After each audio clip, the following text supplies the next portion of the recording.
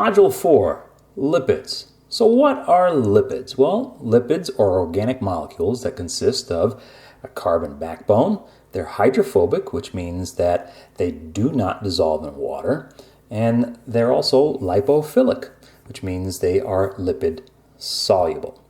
They will only dissolve in a solvent, not water. It's what makes them really unique. Where do lipids come from? Well, lipids come from a variety of food sources, both plant and animal. So they're found in all kinds of foods. They're prevalent in our diet. So how are lipids classified? Well, the first category that we're going to look at are simple lipids. The first of which are triglycerides. Triglycerides are what we know as fat. Now, all fats or triglycerides are lipids, but not all lipids are fats. So remember that this is just a classification of a type of lipid.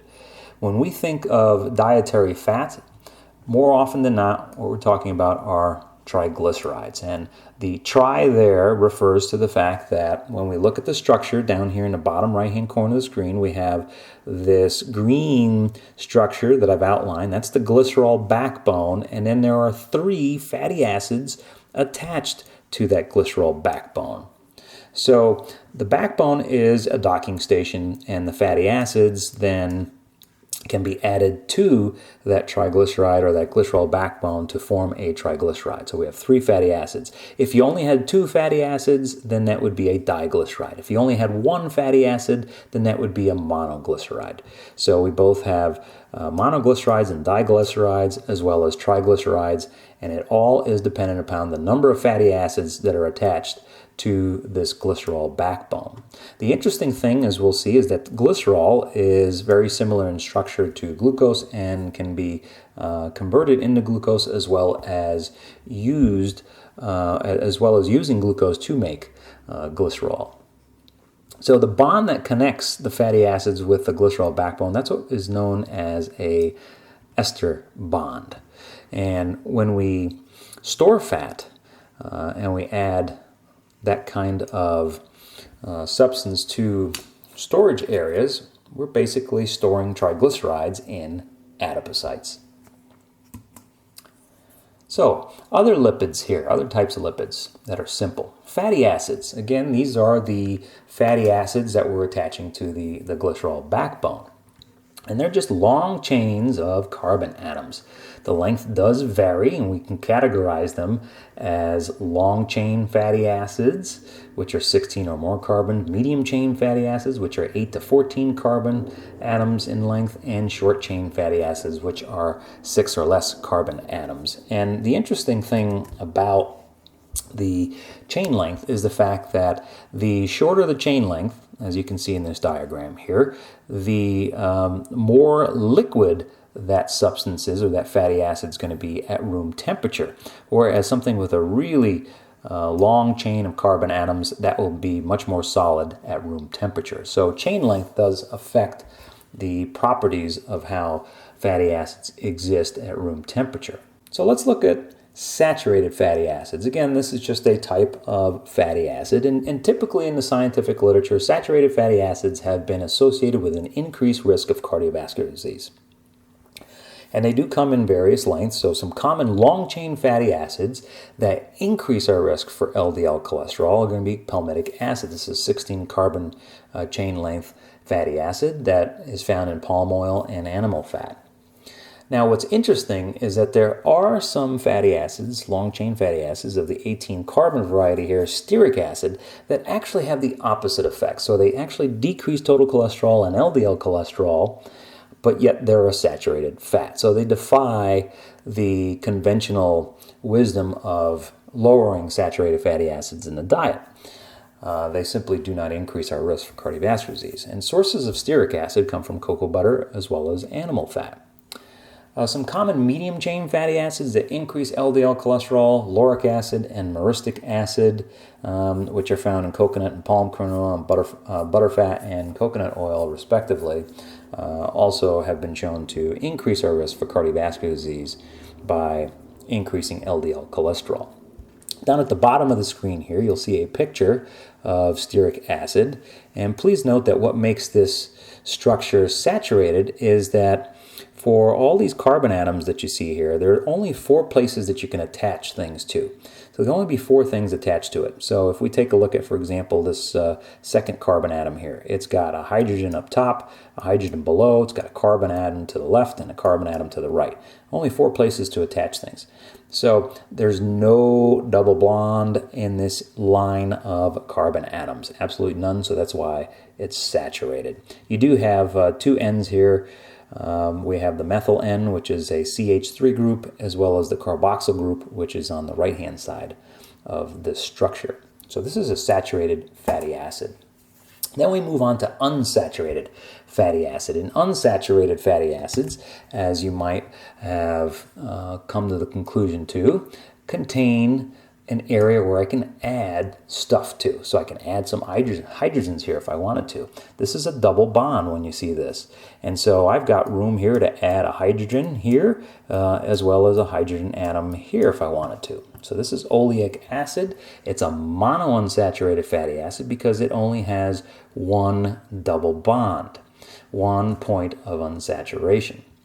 It's a long-chain fatty acid that actually has been shown over and over again in the literature to be associated with reduced LDL cholesterol levels and therefore reduced risk of cardiovascular disease.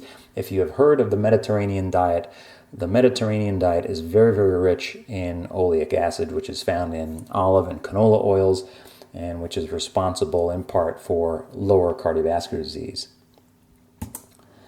And then we move on to polyunsaturated fatty acid, which polyunsaturated fatty acids, if you take a look at the diagram at the bottom of the slide, we have linoleic acid. We have 2 double bonds. So it has 2 double bonds, therefore it's categorized as a polyunsaturated fatty acid. Now the interesting thing about PUFAs here for short is that they can either lower or raise the LDL cholesterol. So in the literature it's been found that if you overconsume the polyunsaturated fatty acids, you can actually increase the amount of LDL cholesterol in the blood, which therefore means then you're going to increase your risk for cardiovascular disease. So we need to be careful with our consumption of PUFAs. They do offer some benefit in the literature. You know, to a certain extent, having some of these in our diet does help with lowering LDL cholesterol. But again, that could work against us. And if we overconsume them, we can then increase our risk by increasing LDL cholesterol. Linoleic acid here and alpha-linolenic acid, these are what we call essential fatty acids. We have to eat them. Our bodies cannot make double bonds past the 9th position as far as atoms are concerned in the structure of the fatty acids, so we have to eat them on a regular basis. Okay, and then we get trans fatty acids. Trans fatty acids is a way of describing the location of the hydrogen atoms with respect to where the double bond is. So let's take a look at the diagrams to understand this a little bit more. Down at the bottom here on the left-hand side, we have what's called a cis conformation, and that just means that when we look at the double bond, the hydrogen atoms are located on the same side. Cis just means same. So the hydrogen atoms are on the same side of the double bond. If we take a look at the right figure here, we see our double bond, but then the hydrogen atoms are opposite. They're on opposite sides of that double bond. That's what we call the trans configuration. Now, why should we care about this? Well, it's been found in the literature over and over again that by having more trans fatty acids in the diet, that actually increases our total cholesterol and LDL cholesterol, just as we've seen with saturated fat. But the most significant part here is that it actually decreases the amount of HDL cholesterol in our bloodstream. And for all intents and purposes of understanding this at this moment in time, LDL cholesterol is considered the bad cholesterol, and HDL cholesterol is seen as the good cholesterol. So if we increase the LDL cholesterol and decrease the HDL cholesterol, we are going to increase our risk even more so than consuming saturated fatty acids. Some of these trans fats include aldehydic acid, which is found in butterfat and milk fat. And the thing to understand is that most trans fatty acids do not exist in nature as trans fats. This is mostly a human produced product derived from a process called hydrogenation. Hydrogenation is taking a polyunsaturated fatty acid and making it a little bit more saturated by bombarding it with a bunch of hydrogen atoms to make the substance that they're producing more shelf-stable and more palatable as far as leaving it on the dinner table and not having it melt away on you. And so it's from the industry standpoint, it had a lot of food science properties that was very, very appealing. Case in point here, margarine.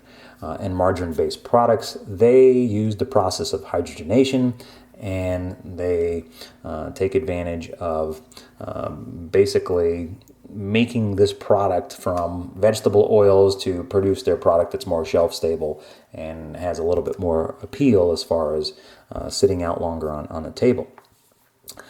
The problem is, by using products like margarine, etc., which were touted in the 1980s as being a much healthier alternative because they were made from vegetable oils to consuming butter. But it turns out that it was far worse for us to consume margarine and margarine products than to just consume products that contain saturated fat.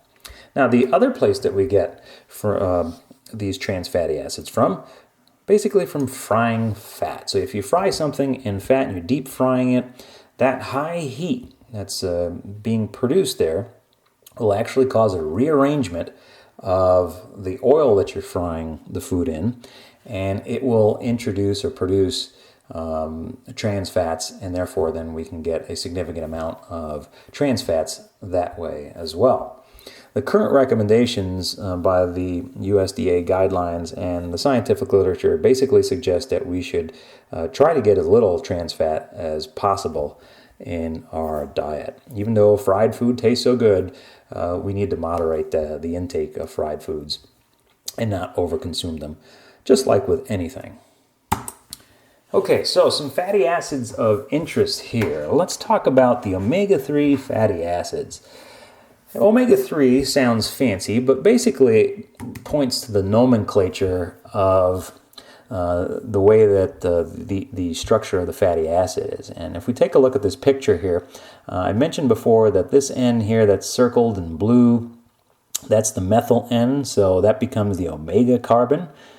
And on the opposite end, we have the alpha end, or the carboxyl group. So when we name omega-3 fatty acids, we're using the omega carbon as our starting point, and thus when we talk about omega-3 fatty acids, this is why they're named as such. And I'll show another picture here coming up. But basically, the 3 comes from the fact that the double bond is located 3 carbons into the structure. So why should we care about these? Well, let me just tell you about some of the examples of omega-3 fatty acids. We have alpha-linolenic acid, which again is an essential fatty acid.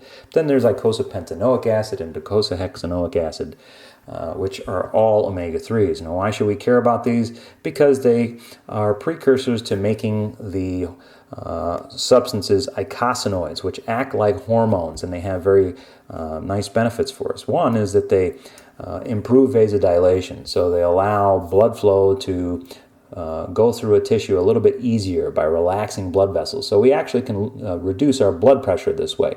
And in fact, in many of the studies that look at omega-3, there's a reduction in blood pressure. They also inhibit pro-inflammatory cytokines, which, again, just like with the vasodilation, we're lowering our risk for cardiovascular disease. We also get a reduced platelet aggregation, so it thins out our blood a little bit, and so our risk for stroke is also reduced. And it does this through inhibition of the thromboxane TXA2, which is a precursor, or I should say the arachidonic acid is a precursor to TXA2.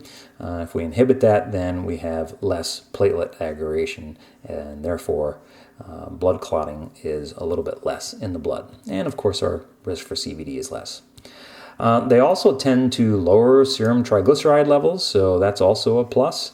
The only thing that's a downside is much of the literature, especially in the recent literature, is showing that if you get your omega-3s from plant sources, they seem to be less potent than the marine animal sources. So that's the only downside to omega-3 supplements, and dietarily speaking as well. Okay, so the omega-6 family. An example of this, linoleic acid. Again, linoleic acid being an essential fatty acid. It's also used to make eicosanoids. However, the omega-6 fatty acids actually have the opposite effect of the omega-3s. So they actually promote vasoconstriction, they promote pro-inflammatory cytokines, and they also increase platelet aggregation. And so what we try to strive for here is a balance between omega-3 and omega-6 fatty acids. Obviously, we need some of the omega-6, so we don't want to eliminate them from our diet. So it's important to have both in the diet, but it seems that the omega-3s and having a little bit more of those is what's necessary to afford some of the health benefits that we see in the literature regarding the consumption of omega-3 fatty acids. So down at the bottom of the screen here, we have linoleic acid, and I just wanted to point out that since this is an omega-6, okay, so if we find the omega carbon, which is here on the methyl end of this structure, and we count out how many carbon atoms from the omega end, so we have 1, 2, 3, 4, 5, 6, the first double bond occurs at the 6th carbon. So that's where the term omega-6 comes from. So in the omega-3, you would count out 1, 2, 3, and your double bond would be located right here. Okay, so the next type of lipid are waxes. Waxes are what we know as sterols. And there are basically two types of sterols that we consume in large quantities. There's cholesterol, which comes from animal products, and phytosterols. We also have phytostanols. Those are very similar in structure to phytosterols, so they're kind of lumped in with the phytosterols oftentimes in the scientific literature.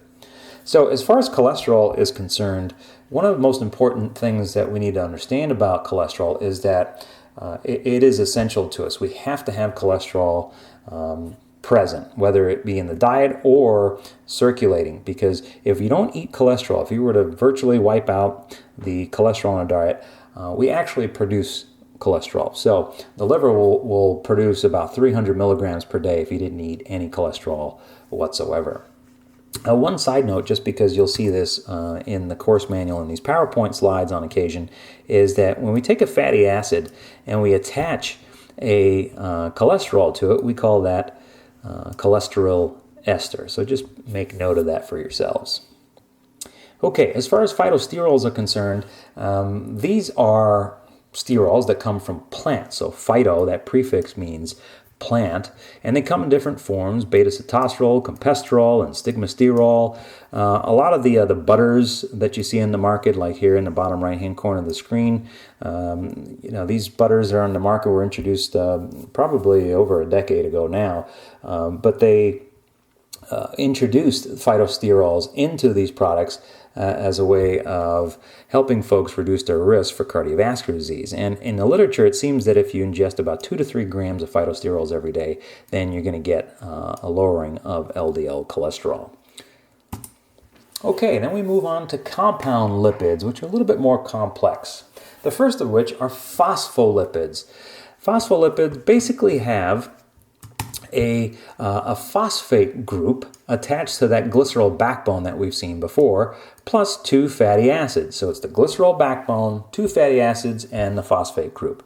Now, why should I care about this? Well, phospholipids give us the ability to play nicely with water. So this is actually a type of emulsifier, and it will allow substances to float around in blood or water portion of the blood in order to be transported, etc. So it's a very, very important structure. Probably the most significant structure is the phospholipid bilayer, or the cellular membrane. And those little orange balls that you see there on the outside and inside of this, what appears to be like a plate, are the phosphate heads, whereas the yellow tails, the little yellow squiggly lines that you see there, those are the fatty acids. These big structures here are just proteins that exist in this phospholipid bilayer. But a lot of the, for example, like consumption omega-3 fatty acids, what we're doing is we're changing the fatty acid composition of the phospholipid bilayer, and thus then the amount of eicosanoid production that we're going to get. So that's really where the benefit is being derived from. The other principle that I didn't talk about with omega-3 fatty acids is that the more fluid this membrane becomes because of the omega-3 fatty acids, the more health benefit we're going to get out of it as well. And then we can move on to glycolipids. Glycolipids basically are a type of lipid that contains a carbohydrate, and we find these more in the nervous system as cerebrosides and gangliosides, as well as the medullary sheath for nerves and the central nervous system, the white matter. Okay, the next category here, lipoproteins. Lipoproteins are a type of lipid that contain protein. And we're going to go through a varieties, and I've listed them here from the largest particles to the smallest particles. So the first of which are the chylomicrons. Chylomicrons are intestinally derived. That just means that in order to see these in circulation, we need to eat some long-chain fatty acids.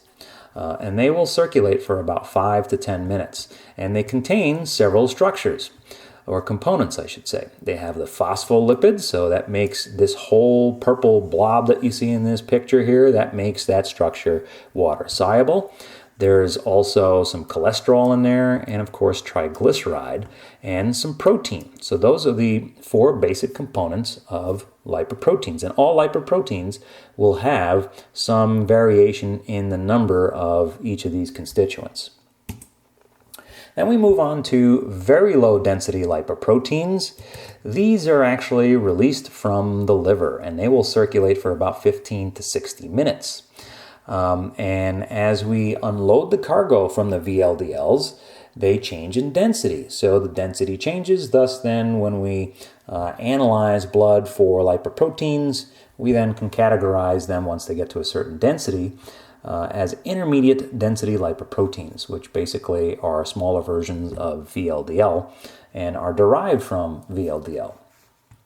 The next of which, as IDL circulates and we unload more cargo, then we get LDL, or low density lipoprotein.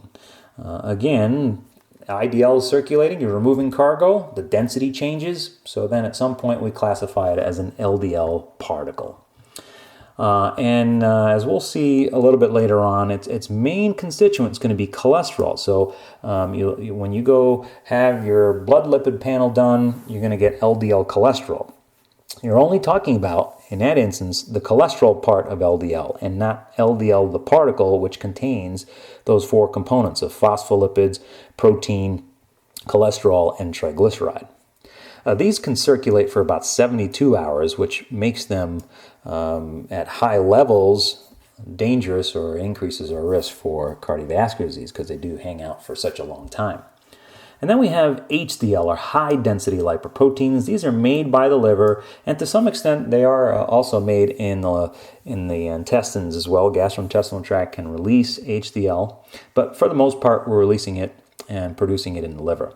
And essentially, the important part of HDL is that it's going out and acting as a scavenger for any excess amount of cholesterol that's not needed out in tissues, and it brings it back to the liver for subprocessing. There are subfractions of HDL as well as LDL. I didn't mention that, but there are subfractions of both LDL as well as HDL. And the ones here to watch out for are HDL2 and 3. HDL3 is actually associated with cardiovascular disease, so it's positively associated, meaning that it's going to increase your risk for cardiovascular disease, even though HDL in general is an important player in performing what we call reverse cholesterol transport, and that is bringing back cholesterol to the liver. But it seems that HDL3 poses a problem for us, whereas HDL2 does not. And again, these will circulate for about 48 to 72 hours. The picture that you see on the right-hand side here shows you the size perspective of the chylomicron, which is the big purple blob that you see. And then you've got VLDLs, which are the yellow particles, and then we have IDLs, Actually, sorry, IDLs are not represented there, but LDLs, which are the brown blobs, and HDL, which are all the pink blobs. So they vary in size. And again, they're listed in the course manual here and in the slides from largest to smallest. Okay, and then we have lipoprotein A, or LPA for short. This is an LDL particle with an apolipoprotein A protein attached to it. And we'll get into the apolipoproteins in a few slides here.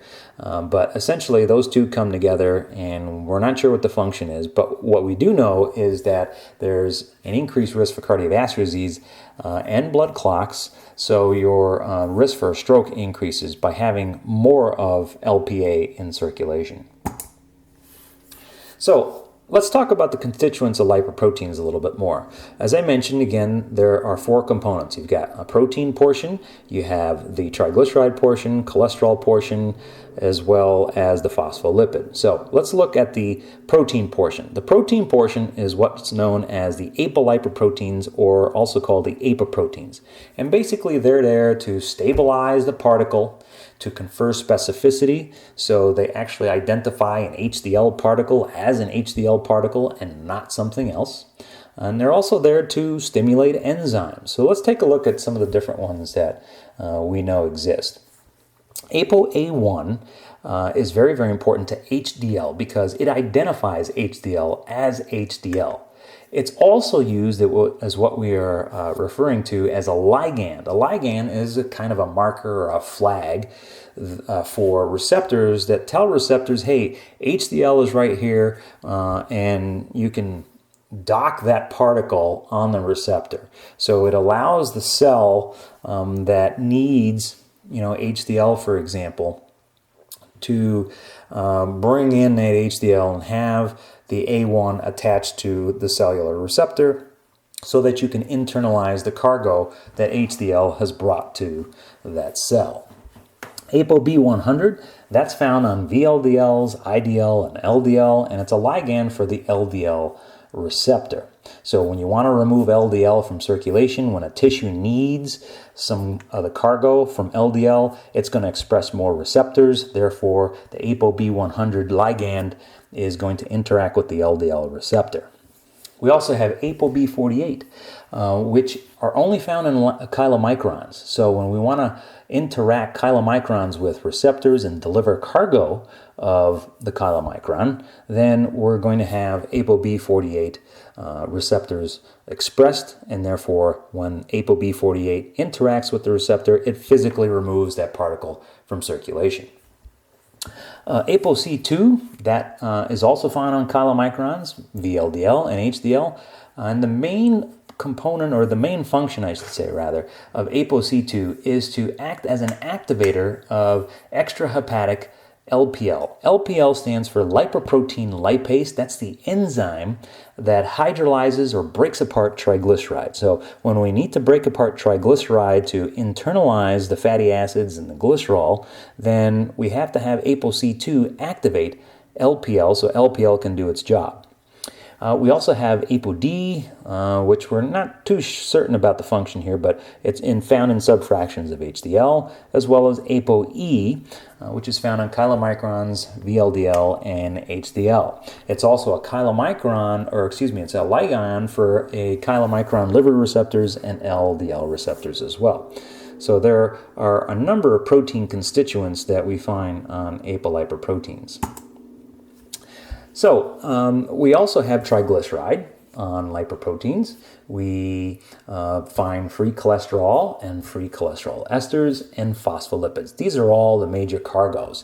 On the right-hand side of the screen is an interesting diagram that shows you the varying constituents for each of the particles. So chylomicrons, for example, the bulk of that are going to be triglycerides. So triglycerides are represented by the unshaded area here. They're also known as triacylglycerols. I refer to them as triglycerides, but you'll see in the literature triacylglycerols as well. The black shaded areas here are apoproteins, the red are phospholipids, and the blue are cholesterol constituents. So you can see that the chylomicron remnant has a large component of triglyceride, which should make sense because the only way that we're generating these chylomicrons is when we eat some dietary fat. So that cheeseburger, all that dietary fat has to be packed away in the chylomicron so we can transport it. Once we start to deliver some of the cargo from chylomicrons, then they get smaller and smaller, so we reduce the amount of triglyceride, and eventually it gets small enough that we call it a chylomicron remnant, and it's removed from circulation. VLDL is also a large part of it, transporting triglyceride, a little bit of cholesterol, some phospholipid, and some protein. And again, once we unload some of that triglyceride and it gets denser, then we end up calling it an LDL. And you can see that LDL carries a huge amount of cholesterol. Almost half the particle carries cholesterol, with some phospholipid and apoprotein and only 9% triglyceride. Now we contrast that with HDL, and you see that HDL is half protein and about 19-20% cholesterol and a whole bunch of phospholipid there. So each one of these carriers, these lipoproteins, they're carriers of these constituents, vary in terms of their composition. We also have derived lipids, which is basically when you hydrolyze something, so you're adding water and breaking it apart. You can make simple and compound lipids as well. So you can make other kinds of lipids from the lipids that we are ingesting and transporting in the bloodstream. So what are the functions of triglycerides? Well, triglycerides obviously provide us with a tremendous capability of being able to produce ATP. They yield 9 kilocalories per gram. About 60 to 80% of the body's need at rest is being utilized as far as ATP is concerned, utilizing fats to produce that ATP. So we're using quite a bit of that triglyceride just to sustain life at rest via the oxidative pathways. An energy reserve. Stored triglyceride in adipocytes help us survive the times where we don't have sufficient calories. And so it was obviously back in prehistoric humans much more important than it is today, since we have more access to food. However, in third world countries that don't have access to a lot of food, this is still an issue for those folks. So having that triglyceride stored away really helped us survive in times of need. With every gram of triglyceride that we're storing, we are storing about 0.1 grams of water, just as we saw with carbohydrates, but this is far less. This is kind of interesting, although we aren't able to tap into this per se, but an average 70 kilogram man will actually have about 80 to 100,000 kilocalories stored in adipocytes. So that's a lot of potential energy that we've got there, as a backup mechanism. And again, this is just a normal, healthy body fat range. This is not somebody who's overweight or obese. So it's a huge number of calories that we can store away for later use. We also use triglyceride for physical and thermal protection. The myelin sheath is made out of it. We use it to transport things like the fat-soluble vitamins A, D, E, and K. The carotenoids and phytochemicals, they're all transported on fats. As far as food science is concerned, the sensory quality of foods are very, very important. They impart flavor, odor, and texture. That nice creamy texture that you get from an Oreo cookie and the inside filling, well, that texture is coming from triglyceride, from fat. Fat also has a large satiating value to it. So in other words, it's going to satisfy us, make us feel like we don't need to eat any more food. Moving on to phospholipids here. Phospholipids are important because they do act as emulsifiers. So they allow things to play nicely with water. They allow lipids to be transported in water. They allow lipids to be transported in the bloodstream. They also are, again, as we mentioned, part of the phospholipid bilayer, so they're part of cell membranes. They're found as part of biles, So when we talk about digestion, we'll talk a little bit about bile and using bile to emulsify the long-chain fatty acids that we've ingested. And we also find them on the surface of lipoproteins. Again, the lipoproteins are carriers of those constituents, and the idea there is to deliver the cargo throughout the human body. Well, you can't do that if the lipoprotein particle didn't have a phospholipid that allowed it to be water miscible and be put into the plasma of blood and being transported that way.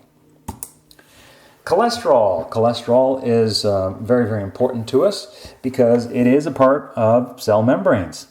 Things like nerve and brain tissue require cholesterol in order to make new cells and keep those cells up and running properly.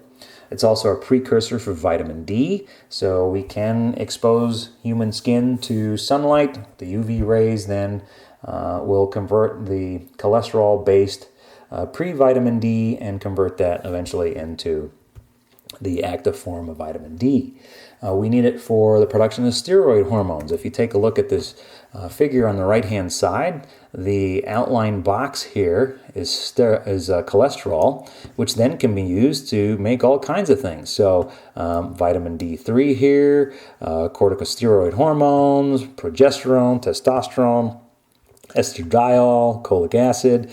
These all have one similar structure, and that similar structure is this plate-like, ring-like structures here that are common in each of these compounds that you're looking at in this diagram. So cholesterol is very, very important for that, as well as bile acids are important here as far as cholesterol being a precursor to making those bile acids.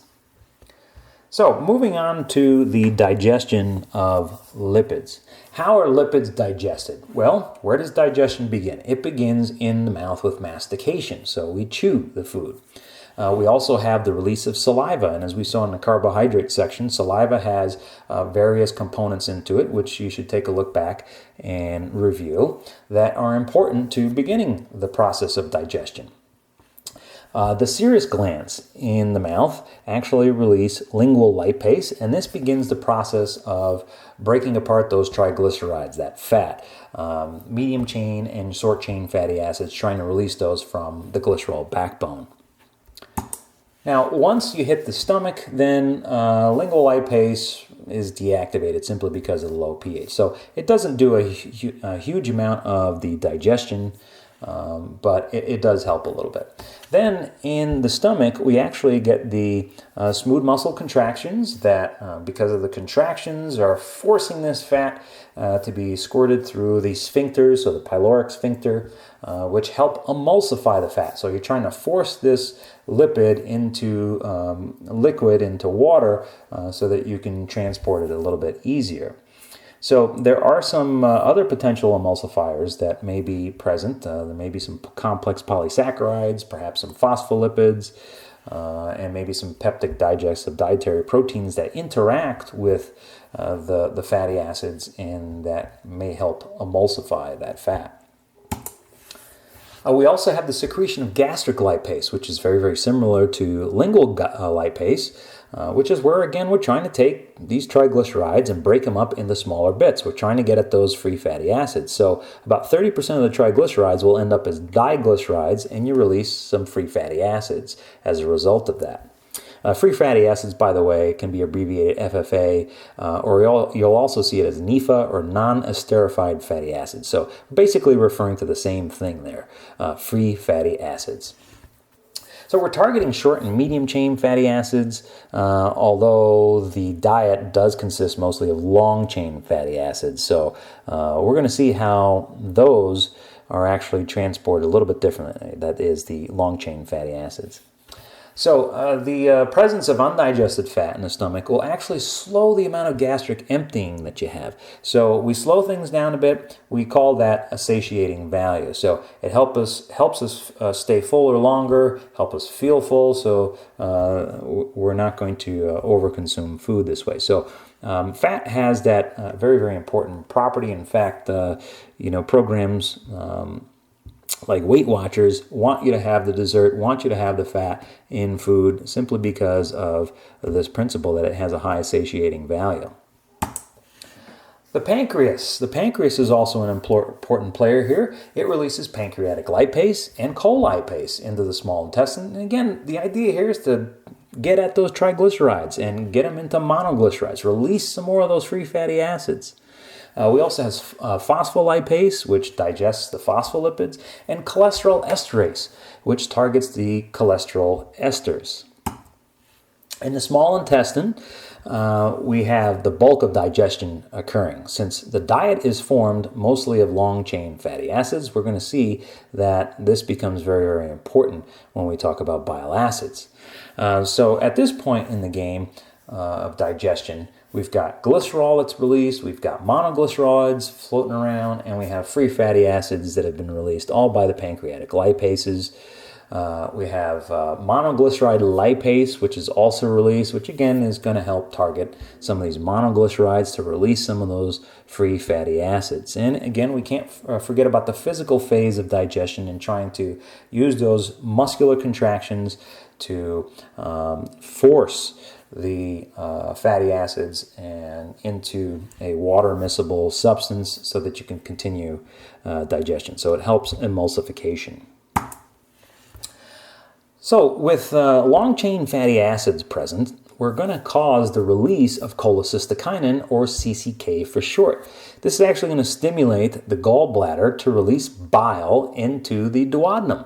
And this is very important in those long-chain fatty acids. The short-chain and medium-chain fatty acids, once they're released from the triglycerides and diglycerides and monoglycerides, they don't really pose too much of an issue as far as being transported. They can easily dissolve in water and be absorbed across the gastrointestinal tract cells. However, the long-chain fatty acids, they need a little assistance, and that assistance is going to come in the form of bile acids emulsifying these long-chain fatty acids and producing these substances called micelles. Micelles are basically water-soluble droplets of fat. So in other words, we use the bile to produce a long-chain fatty acid structure that now played nicely with water. And basically, the bile acid, the salts, are surrounding the long-chain fatty acids, and now they're able to be transported in water. Secretin is a hormone that's released from the duodenum, and it causes the release of bicarbonate from the pancreas. And remember, again, here what important function that is serving, and that is to neutralize some of that acid that may be mixed in with the partially digested food and that may be entering the small intestine, where we have no protection against stomach acid. So it's very important that we neutralize that acid using bicarbonate. In the large intestine, what you should come away understanding is that there's very, very, very, very little dietary fat that's going to be found in the large intestine and excreted in fecal material. If you have fat in large quantities at the point of the large intestine and in fecal material, then you've got what's called steatorrhea. And this is fatty stools, which arguably is one of the top 10 worst smells that you will find in a clinical setting. So we're not supposed to have fat in our stools to a large extent. If you do, then there's a problem, for example, the person doesn't have a gallbladder, or the gallbladder is not functioning, and you're not getting the bile introduced into the small intestine, then you're going to have fat malabsorption and thus steatorrhea. The microflora in the large intestine are important. As we've discussed with carbohydrates, they are the resident bacteria, and they provide us with a lot of health benefit. And they, in this instance, the reason why I've got it here is because they actually do produce some fatty acids. They produce short-chain fatty acids from fermenting carbohydrates. Acetate, butyrate, and propionate are three of the short-chain fatty acids that we know of that are produced via this process, and they can be absorbed by the enterocytes and enter the bloodstream. We can convert them into acetyl-CoA, which is a part of the carboxylic acid cycle, as we'll talk about later on in the course, and meeting some energy needs. This is one of the components of that. Propionate is used by hepatocytes, so liver cells actually use it. Acetate can be used by muscle and brain cells. Butyrate is used mostly for energy by enterocytes. And so that actually is where some of the protection from colon cancer may come from, is the fact that you have these short-chain fatty acids that are being produced by the resident bacteria. Okay, so how are these lipids being absorbed? Digestion is the process of breaking down food substances into smaller and smaller bits so that you're getting at the least common denominator. In this case, it was going to be the fatty acids that we're trying to release and the glycerol from lipids. So how do we now internalize those? How are we going to get those across the enterocytes, the gastrointestinal tract cells? So most absorption is taking place in the jejunum. This is the middle segment of the small intestine. So how does this happen? Well, we have several different mechanisms. One is passive or simple diffusion. This does not require energy. It doesn't require ATP. So basically things are moving on concentration gradients. From high to low is how they're moving. They are used by my cells, so there's passive usage by them. Glycerol, short-chain fatty acids, and medium-chain fatty acids, which all are water-soluble. So most of the lipid absorption that's going to take place is going to use passive diffusion, simply having a higher concentration in the gastrointestinal tract lumen, and then that's going to migrate over across the membranes of the gastrointestinal tract cells, the enterocytes. Now, one interesting note here at the bottom of the page is that bile salts are typically recycled, and so once you get to the ileum part of the small intestine, then you're going to take those bile salts, reabsorb them, and transport them back to the liver. That's what we call the enterohepatic circulation. That is a relationship between the gastrointestinal tract and the liver. So we like to recycle these and then use them for the next time when we have some lipid digestion. So where are these absorbed lipids going? How do we get them to where they need to go? Well, the first system that we're going to talk about here is the lymphatic system. Typically, we talk about this with the immune system, but the gastrointestinal tract actually uses the lymphatic system to transport those long-chain fatty acids. So, as my cells are transported into the enterocyte, absorbed into the enterocyte, what ends up happening is we break apart those micelles, and then we make the chylomicrons. Do you recall these? Remember, these are only intestinally derived, and these are very massive. So they have a huge amount of triglyceride, if you recall, and they have some protein, the apoproteins. They have phospholipids. They have cholesterol. So these are all going to be dumped into the lymphatic system, and the lymphatic system then is going to dump them off in the large veins of the neck via the thoracic duct. So they'll enter the bloodstream at that point. And what ends up happening then is they will circulate and be taken up by mainly muscle tissue and adipose tissue. So their entrance into the bloodstream can last up to 14 hours. So depending upon how much dietary fat you've consumed, so let's say you've had 3 or 4 slices of cheese pizza, there are a lot of long-chain fatty acids in that cheese pizza, and so it can take up about 14 hours to actually see them in circulation. The peak is within about 30 minutes to 3 hours post-meal, but again, depending upon the quantity, that can last up to about 14 hours later. Okay, so in circulation, as I mentioned, we're going to deliver that cargo that the chylomicrons have to both muscle and adipose tissue. And as we saw earlier, apolipoprotein C2 is going to activate that lipoprotein lipase, or LPL for short, and it's going to hydrolyze the triglycerides. So what has to happen is that the ligand on the chylomicron particle has to bind to the receptor of, let's say, a muscle cell. And once that happens, then ApoC2 is going to activate this lipoprotein lipase, and then you're going to get hydrolysis of the triglyceride, which means you're going to split the glycerol from the 3 fatty acids. When you do that, then the fatty acids can be transferred into the muscle cell. So that lipoprotein lipase, an important consideration here, is that it is located on the endothelium of blood vessels. So it's just hanging out there waiting for ApoC2 to activate it. Okay, we also have transport of fatty acids to the liver. These are going to be the short-chain fatty acids and medium-chain fatty acids.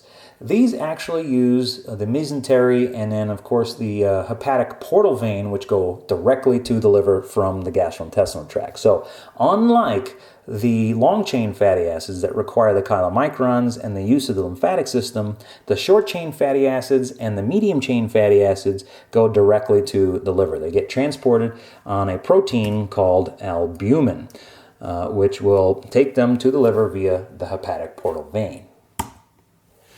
So the liver also is responsible for, once the chylomicrons have gotten to a certain density, so once they get small enough, once you've delivered the cargo, that triglyceride, off of the chylomicron, it becomes a chylomicron remnant.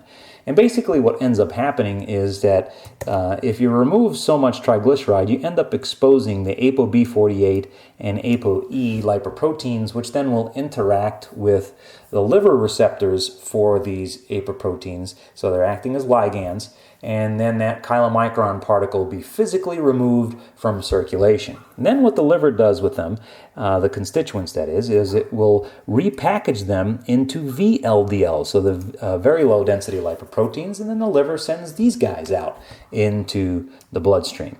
So in the bloodstream, once again, VLDL has a lot of triglycerides, so it's going to deliver its cargo, and again, the constituents of that VLDL are going to change, therefore the density is going to change, so you'll get IDL, intermediate density lipoprotein, and then you end up with LDL. So LDL will circulate and circulate, deliver its contents, and eventually the liver will remove it from circulation.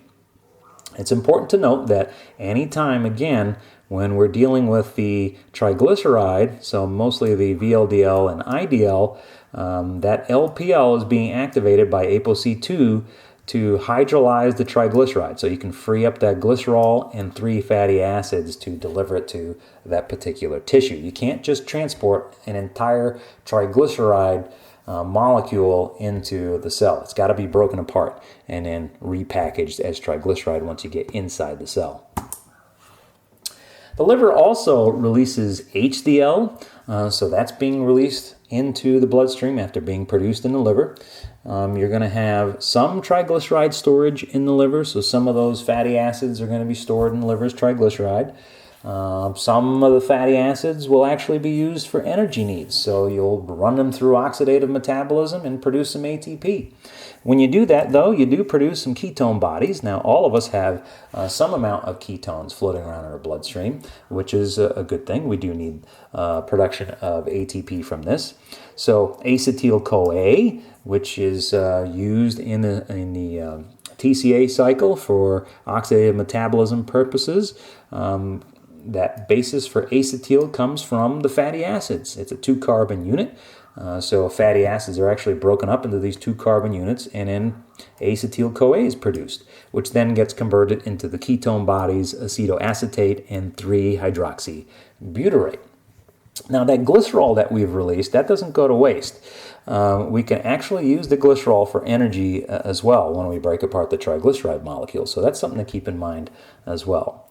We can take 10 grams of triglyceride and we can actually make a gram of glucose out of it, but that's not a very efficient process because, again, we're going to produce ketone bodies, so it's not something that the human body likes to perform in large quantities. It does happen, but it's not something that's going to happen to a large extent. Okay, in skeletal muscle, we're going to take up some of these free fatty acids that are unloaded from albumin, and we're going to transport them across the sarcolemmal membrane via facilitated diffusion or carrier-mediated transport. We need the FABP transport protein or fatty acid binding protein to transport some of these. We also use another transporter called the FAT/CD36 transporter. So both of these are working to bring in those free fatty acids into the skeletal muscle cells. And again, it's working off a concentration gradient. So the higher the concentration, the greater deposition you're going to get into muscle tissue. Lipoproteins are also taken up into muscle, and again, there has to be an interaction between receptors for ApoB48, 100, and E in order to make that process happen. So the lipoproteins exhibiting the apoproteins, if they're exposed on the surface of the lipoprotein, then they may interact with these muscle receptors, specific receptors for these ligands, and then that particle is going to be removed from circulation, and the constituents are going to be utilized in that muscle. The lipoproteins, of course, are going to have to undergo hydrolysis, the triglyceride part of it, via LPL, or lipoprotein lipase, to release that glycerol and those 3 fatty acids. They are going to be transported, once again, by the FABP and the FAT/CD36 transport proteins into the muscle cell here. And once again, it's based off of a concentration gradient. So the more that you have outside of the cell, the more that it's going to enter the cell. About 300 grams of triglyceride can be stored in muscle tissue, in the sarcoplasm, more so in the oxidative fibers, which makes sense because we can utilize to a large extent the fats in oxidative muscle fibers as opposed to glycolytic fibers. And then, of course, some of these fatty acids are directly used for energy purposes to make that ATP. Adipocytes, of course, are going to take their fair share. They do need the GLUT4 transport protein to let glucose into the cell because you've got to have glycerol inside that adipocyte, and we can't just transfer glycerol automatically to an adipocyte cell or inside the cell. So we need to transport it as glucose, and then that glucose can be converted into glycerol 3-phosphate, which can then be used to attach the fatty acids to that backbone. The free fatty acids are going to be unloaded from albumin, so these are going to be your short chain and medium chain fatty acids. They'll diffuse across that interstitial space, and of course, via the transport protein, fatty acid binding protein, will get them to go into the adipocyte. And once again, this is all based off of a concentration gradient. So the higher the amount is outside of the cell, the greater transport you're going to get within the cell. We can also get lipoproteins physically removed from circulation and taken into the adipocytes. But again, we need those ligands, the ApoB48 protein, the 100, and the ApoE, in order to make that possible. And of course, the receptors on adipocytes have to be expressed for these specific ligands. The lipoproteins, of course, once they are interacting with these receptors, ApoC2 is going to cause the hydrolysis of triglycerides via lipoprotein lipase, or LPL, that releases that glycerol, which gets released into the bloodstream, and the fatty acids then are transferred into the adipocyte using the fatty acid binding protein as well as the FAT/CD36 transport proteins. And this is also, again, based off of a concentration gradient. We store about 12 kilograms in an 80 kilogram person, or about 108,000 calories for someone who's of normal weight as far as energy, the energy value of triglyceride is concerned. We do get other cells that take up some of these fatty acids and lipoproteins. The heart will take up some fatty acids. It actually has a very high LPL activity, which makes sense because the heart is highly oxidative. The kidney also oxidizes some free fatty acids. So what hormones regulate lipid metabolism? How do we control this hormonally speaking? Well, insulin is basically, when it's released, is a storage hormone. So it's going to promote the storage of triglycerides in adipocytes and as well as muscle. And it will also stimulate de novo lipogenesis, which is the production of new fat from extra calories. Like, for example, if too many carbohydrates are hanging around, you don't need them, you're going to convert those using de novo lipogenesis into triglyceride. We also have glucagon. Glucagon is the breakdown hormone. So this is actually going to promote lipolysis. And if you think about when levels of glucagon are increasing, this means that we are starting to tap into our energy sources because energy levels seem to be being used up. So basically, glucose levels in the blood are dipping, and so we're trying to mitigate that loss in glucose by shifting to more fat oxidation. So we want to promote lipolysis and utilize some fats for energy under those states. Epinephrine, also a breakdown hormone, again promoting lipolysis. All of this ensures that we're trying to maintain that homeostatic balance for energy production.